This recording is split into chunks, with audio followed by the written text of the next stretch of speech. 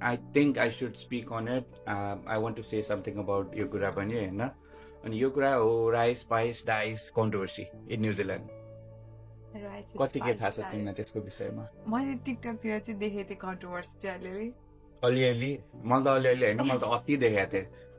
like fake ID बनाए भने पनि भिडियो बनाएको नि देखेको थिएँ मैले हो र fake आइडीबाट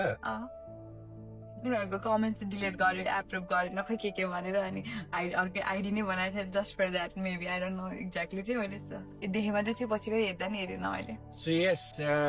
rice spice dice New Zealand rice spice dice अस्ट्रेलियाको जो पनि ओनरहरू हुनुहुन्छ म यति एउटा कुरा चाहिँ भन्छु कि yes you have the right to fight for your brand you have the right to fight for your right thing हजुरलाई जे सही लाग्छ you need to fight for it हैन हजुरहरू गर्नुस् हजुरहरूको यो जे पनि छ नामको यो त्यो के गर्न छ गर्नुस् हैन म दुवैजनालाई यति भन्छु कि राइस स्पाइस डाइस न्युजिल्यान्डले चाहिँ हामी राइस स्पाइस डाइस आयो भनेर खुसी छैनौं क्या हामी चाहिँ we have a perfect Nepali grocery store एउटा सिटीको लोकेसनमा जहाँ चाहिँ मेन स्टुडेन्टहरूलाई सजिलो हुने भयो that's a really big thing क्या मैले त्यही भएर आई सपोर्ट दिस हैन आई सपोर्ट दिस कज किन भन्दाखेरि अकल्यान्ड सिटीमा त छैन नि त केही पनि सिबिडीमा त केही पनि छैन नि त नेपाली स्टोर अब त्यो फर्स्ट नै हो इन्डियन स्टोरहरूमा अलिअलि नेपाली खानाहरू राख्छ हैन अलिअलि स्पाइसेसहरू यताउति राख्छ तर